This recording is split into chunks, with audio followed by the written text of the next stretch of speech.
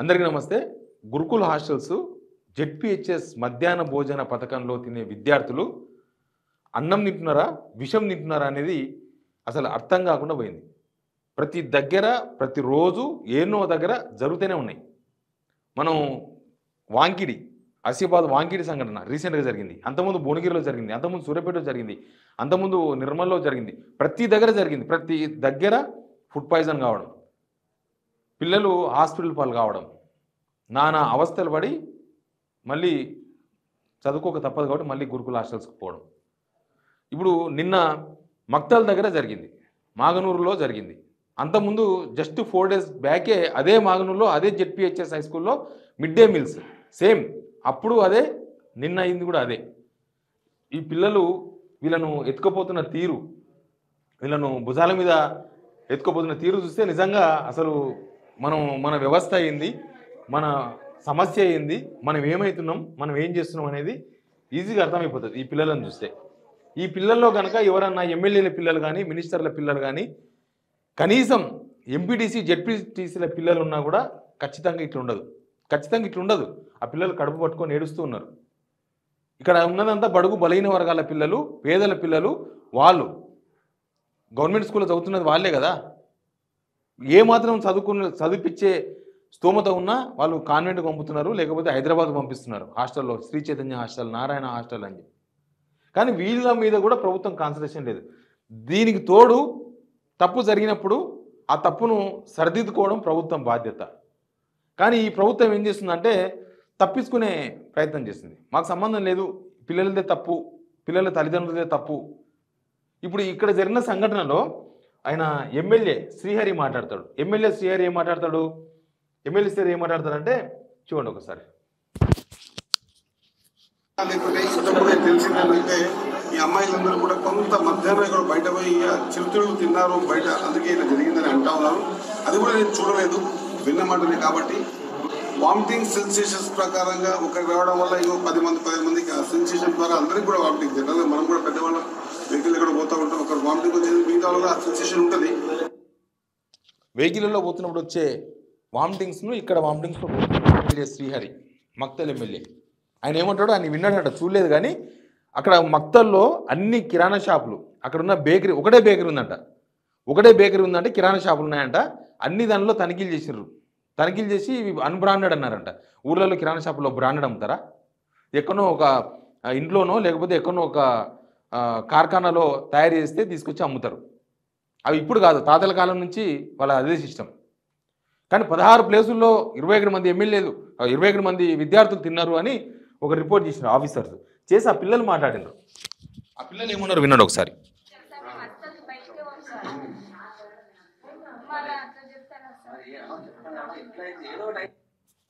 మేము అసలు బయటికి పోము సార్, మా మీద అట్లా చెప్తారా సార్, మేము ఎక్కడ పోలేదు, ఏం తినలేదని పిల్లలు చెప్తున్నారు. ఎమ్మెల్యే గారేమో బయటకు తినారంట అని చెప్తున్నారు. ఎవరిని తప్పుతో పట్టిస్తున్నారు ఇక్కడ అనేది చాలా ఇంపార్టెంట్ పాయింట్. మనం వాంకిడిలో చూసినాం. వాంకిడి గిరిజన గురుకుల స్కూల్లో ఆ అమ్మాయి శైలజ అనే అమ్మాయి లాస్ట్కు చనిపోయింది కదా. చనిపోతే వాళ్ళు అంతకుముందు ఆమె ఏమున్నది, ఈమె మినిస్టర్ చెప్పిన దాని ప్రకారం పిల్లలు ఏదైతే తినుబండారాలు తిన్నారో 100% దాని వల్లనే అయింది. అది ఒకవేళ ఫుడ్ వల్ల అయ్యి ఉంటే స్కూల్లో స్టాఫ్ కు ప్లస్ స్కూల్లో ఉన్న వర్కర్స్ కు కూడా ఫుడ్ పాయిజన్ అవ్వాల్సి ఉండే, అది కాకపోవడం అది వీళ్ళ తినుబండారం వల్లనే ఖచ్చితంగా చెప్తాను అని చెప్పి ఆమె చెప్పడం జరిగింది. ఏదేమైనా కూడా టెస్టింగ్ రిపోర్ట్ వచ్చిన తర్వాత నిజాలు తెలియడం జరుగుతుంది. వాంకిడి గురుకుల పాఠశాల అనేది చాలా హైజెనిక్ గా ఉంటుంది. అక్కడ పిల్లలను చాలా మంచిగా చూసుకుంటారు. అదొక్కటే కాదండి, మా గవర్నమెంట్ వచ్చినాక ప్రతి గురుకుల పాఠశాలలు కూడా మంచి వాళ్ళ వాతావరణంలో పిల్లలు ఉండాలి, మంచి భోజనం కావాలని మెస్ ఛార్జీలను కూడా పెంచినటువంటి ఘనత మా ముఖ్య. చూసినరా, అన్ని గురుకులాల్లో మంచిగా ఉందంట, వాంకిడిలో ఇంకా బాగుందంట. ఎంత బాగుందనంటే ఒక అమ్మాయి ప్రాణం పోయి ఈ లోకం నుంచి పోవడం అంత మంచిగా ఉంది వాంకిడిలో. మేడం చెప్పినట్లు వాంగిడిలోనే ఇంత మంచిగా ఉంటే ఇంకా మిగతా దగ్గర ఇంకా చాలా మంచిగా ఉండాలి. ఎందుకంటే ఒక అమ్మాయి చనిపోయిందంటే అక్కడ ఎంత మంచిగా ఉందో మనం అర్థం చేసుకోవచ్చు. బాగుంటుంది, చాలా హైజీనిక్ ఫుడ్ పెడుతున్నాం వాంకిడి గురుకుల హాస్టల్లో అంటే ఇంకా మిగతా ప్లేసుల్లో ఇంత మంచి పెడుతున్నారు అనేది మనం ఈజీగా మనకు అర్థమవుతుంది. మేడం ఏమంటారు, అయితే అందరికి కావాలి కదా, అక్కడున్న ఎవరు అక్కడున్న వార్డెన్కో లేకపోతే ఇంకా దానిలో ఉన్న సిబ్బంది కూడా కావాలి. పిల్లలు మనం ఒకటేనా? పిల్లలకు ఒక్కొక్క ఫుడ్ ఒక లాగా ఉంటుంది, పిల్లలకు వాళ్ళ వాతావరణం వాళ్ళది. అప్పలు తినడం వల్ల అయిందంటారు. మీరు చెప్పినట్లే మేడం, మీరు ఒకవేళ మీరు చెప్పినట్లుగానే ఈ పిల్లలు తిన్నది అప్పలు కాబట్టి అయ్యింది, ఓలా అవుతే అందరికి కావాలి కదా, వార్డెన్కి లోపల ఉన్న స్టాఫ్ కూడా కావాలి కదా అని మీరంటే, ఈ పిల్లలు అప్పలు ఇంటి దగ్గర తెచ్చుకున్నారు కదా, వాళ్ళ ఇంట్లో అమ్మ నాన్న కూడా కావాలి కదా, వాళ్ళ ఇంట్లో ఉన్న ఇంకా వీళ్ళ తోబుట్టువులకు కూడా కావాలి కదా, మరి వాళ్ళకి కాలే కదా, వాళ్ళంతా ఆరోగ్యంగా ఉన్నారు కదా. తప్పును కప్పిపుచ్చుకోవడం, బాధ్యతల నుంచి తప్పించుకోవడం, మాకు సంబంధం లేదు అని. ఇక దీనికి ఎవరు బాధ్యత వహించాలి? ఆ పిల్లలకు అన్నం పెట్టే సర్కారే చేతులు దులుపుకుంటే, ప్రభుత్వమే మాకు సంబంధం లేదంటే ఇక ఏమని అర్థం చేసుకోవాలి? మీకేం సంబంధం లేకపోతే శైలజ వాళ్ళ ఊర్లో బాధ అనే విలేజ్, అక్కడ ఆసిఫాబాద్లో బాధ అనే విలేజ్, ఆ విలేజ్లోకి ఎవరిని పోనీయలేదు. ఎవరిని పోనీయకపోను నేను ఒక ఇన్సిడెంట్ జరిగింది. ఏం ఇన్సిడెంట్ జరిగింది? ఒక సబ్ కలెక్టర్, స్థానిక ఎమ్మెల్యే, ఆసిఫాబాద్ ఎమ్మెల్యే కోవా లక్ష్మి గారు ఆ బాధ విలేజ్కి పోయే టైంలోనే గొడవైంది. అసలు మొత్తం బారికేళ్ళు వేసి ఎవరికి పోనీయలేదు అక్కడికి. ఏమీ జరగనప్పుడు అమ్మాయి అనారోగ్యంతో చనిపోయిందని మీ సబ్ కలెక్టర్ ఈయననే ఒక రిపోర్ట్ ఇచ్చిండ్రు కలెక్టర్కి నిన్న. అసలు అమ్మాయి చనిపోయింది ఈ ఫుడ్ పాయిజన్తో కాదు, ఈమెతో పాటు 30 మంది విద్యార్థులు ఆసుపత్రి పాలైనరు కదా వాంగిలి ఆ రోజే 29వ తారీఖున. మరి ఈమెకు అనారోగ్య సమస్య ఉంటే మిగతా అందరికి అనారోగ్య సమస్యన? చిన్న అనారోగ్య సమస్యలు, చిన్న జ్వరం వస్తే మనం ఎక్కడో ఇంటి దగ్గర ఉండే చిన్న క్లినిక్ పోయి గోలేసుకుంటాం, అదే ఒక పెద్ద అనారోగ్యం, అదొక పెద్ద రోగమా? బాధ్యతల నుంచి తప్పించుకోవడం ఇక్కడ ఇది నేరం. ప్రభుత్వం చేసిన నేరం ఏంటంటే ప్రభుత్వం బాధ్యతలు తప్పించుకోవడం. సబ్ కలెక్టర్ ఏమన్నాడో వినండి, ఈయన పేరు యువరాజ్.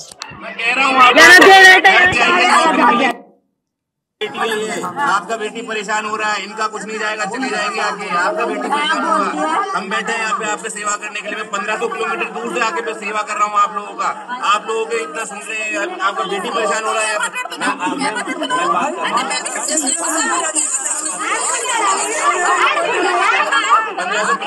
से ఏమంటున్నాడు ఆయన అంటే, మీ బిడ్డ చనిపోయింది, మీ బిడ్డ, మీ సమస్య, ఈమె ఇవాళ వస్తుంది పోతుంది ఎమ్మెల్యే, కానీ మీకే ప్రాబ్లం అవుతుంది అని తల్లిదండ్రులను బెదిరిస్తున్నాడు.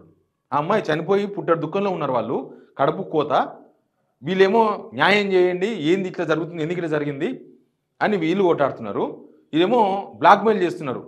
అంటే ఎమ్మెల్యే కూడా చూసేందుకు అవకాశం లేదు. ఎమ్మెల్యే కూడా కనీసం పోయి ఆ తల్లిదండ్రులకు ధైర్యం చెప్పే అవకాశం లేదు.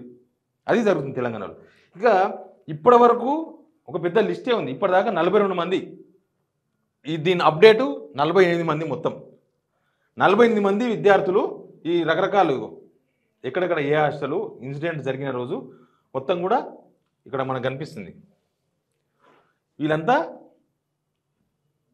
చనిపోయిన వాళ్ళు గురుకుల హాస్టల్స్లో సర్కారు పెట్టే భోజనం తిని హాస్పిటల్స్ పాలైన వాళ్ళు వీళ్ళు. తర్వాత 975 మంది, నాకు తెలిసి ఇప్పుడు 1000 మంది కావచ్చు ఈ ఇన్సిడెంట్తోన, నిన్న మాగనూరు ఇన్సిడెంట్తోన. మొత్తం ఇప్పటికీ 1000 మంది హాస్పిటల్ పాలైనరు. విషం ఆహారం తిని, వీళ్ళు పెట్టిన ఆహారం తిని అది విషమై పాయిజన్ అయ్యి హాస్పిటల్ పాలైనరు. దానిలో కొంతమంది చావును చూసి బ్యాక్ వచ్చేసిండ్రు, కొంతమంది చావు దాకపోయినరు. ఇవి వాంగడి ఇష్యూలోనే 3 వచ్చిండ్రు నిమ్స్ హాస్పిటల్కి. అక్కడ మ్యాక్స్కూర్ హాస్పిటల్లో కొంతమంది ఉన్నారు. మొన్న 100 మంది మాగనూరులో నిన్న జరిగిన ఇన్సిడెంట్కి ముందు ఒక 4 రోజుల ముందు అదే స్కూల్లో, జెడ్పీహెచ్ఎస్ స్కూల్లో మధ్యాహ్నం భోజనం 100 మంది ఆసుపత్రి పాలైనరు. 100 మందికి కడుపు నొప్పి, వామిటింగ్స్ అన్నీ. అసలు దానిలో ఉండే తిండి అంట, నాకు ఒక పేరెంట్ ఫోన్ చేసిండు, పప్పు వేస్తే అది పప్ప చారా అనేది తెలియదంట. తల్లిదండ్రులు ఉన్నప్పుడు అడిగితే కూడా ఇది ఇట్లే ఉంటుంది, గవర్నమెంట్ ఫ్రీగా పెడుతుంటే ఏమైంది మీకు తిన్నికే, ఫ్రీగానే కదా మీరు డబ్బులు కట్టిన రాని అడుగుతారంట వాళ్ళ తల్లిదండ్రులు. అంత నిర్లక్ష్యం నడుస్తుంది. ఇప్పటిదాకా ప్రభుత్వం ఒక రివ్యూ చేయలేదు. ఇప్పటిదాకా ప్రభుత్వం అసలు దీనికి ఈ శాఖకు తల్లి ఎవరో తండ్రి ఎవరో తెలియదు. కనీసం ఒక రివ్యూ, ఒక ముఖ్యమంత్రి, ఒక మంత్రి ఒక రివ్యూ చేసి అసలు ఎందుకు ఇలా జరుగుతుంది, దీని మీద ఒక యుద్ధ ప్రాతిపదికన అది చేయాలి. మాకు 4 ఏంటివి ఎయిర్పోర్ట్లు కావాలని చెప్పేసి ఢిల్లీకి పోయి కేంద్ర మంత్రిని కలిసి ఇప్పుడు హైదరాబాదు, తెలంగాణకు చాలా అర్జెంటుగా ఎయిర్పోర్ట్లు కావాలని అడిగినట్టు. వీళ్ళు అర్జెంటుగా ఎయిర్పోర్ట్స్ కావాలి అంటే మన పిల్లలు చనిపోతే ఇబ్బంది లేదు, కానీ ఎయిర్పోర్ట్లు కావాలి, మనం హెలికాప్టర్లో తిరగాలి, విమానంలో తిరగాలి. ఇక్కడ నుంచి వరంగల్ పోవాలంటే, ఇక్కడ నుంచి ఇంకో దగ్గర పోవాలంటే అర్జెంటు యుద్ధ ప్రాతిపదికన దానికోసం అన్ని ఏర్పాట్లు చేస్తారంట. ఎంబడే అయిపోవాలంట. మన పిల్లల ప్రాణాలు కావాలన్నా మనకు, లేకపోతే మనకు ఎయిర్పోర్ట్లు వచ్చి మనం హెలికాప్టర్లో తిరగాలన్నా? ఆల్రెడీ హెలికాప్టర్ తిరుగుతున్నారు మీరు, పెళ్ళిళ్ళకు సావులకు అన్నిటికీ దానిలో తిరుగుతున్నారు కదా. ఫస్ట్ ఈ సమస్య అన్నిటికన్నా మేజర్ సమస్య. ప్రభుత్వానికి ఎందుకు ప్రయారిటీ లేదు హాస్టల్స్ అంటే? ఎందుకు ఇంత నిర్లక్ష్యం? ఇంత ఘోరంగా మనకు కనిపిస్తుంది, మన కళ్ళ ముందర కనిపిస్తున్నది కదా ఇష్యూ. దీనిలో రాజకీయం ఏముంది? దీనిలో బీఆర్ఎస్కి సంబంధం ఉంది? దీనిలో ఇంకెవరకు ఏం సంబంధం ఉంది? ఆ పిల్లలు మన పిల్లలు, మీకు ఓట్లు వేసిన వాళ్ళ పిల్లలే కదా, మిమ్మల్ని గెలిపిస్తున్న వాళ్ళ పిల్లలే కదా. ఆ పిల్లలకు ఇంత దుర్మార్గమైన వ్యవహారం ఇది. ఓ ఎమ్మెల్యే ఇంట్లోనో మినిస్టర్ ఇంట్లోనో ఫుడ్ పాయిజన్ అయితే దాని మీద పెద్ద ఎంక్వైరీ చేస్తారు, చాలా పెద్ద ఎంక్వైరీ చేస్తారు. అసలు ఫుడ్ పాయిజన్ ఎట్లయింది? వంట మనిషి కుట్ర చేసిందా, లేకపోతే ప్రతిపక్షకులు కుట్ర చేసిండ్రా, లేకపోతే ఇంకెవరన్నా గన్మెన్లు కుట్ర చేసిండ్రా, ఇంకేమన్నా చేసిండ్రా అని ఖచ్చితంగా దాని మీద పెద్ద ఎంక్వైరీ నడుస్తుంది. ఒక ఎమ్మెల్యే ఇంట్లోనో ఒక మంత్రి ఇంట్లోనో కనుక జరిగితే.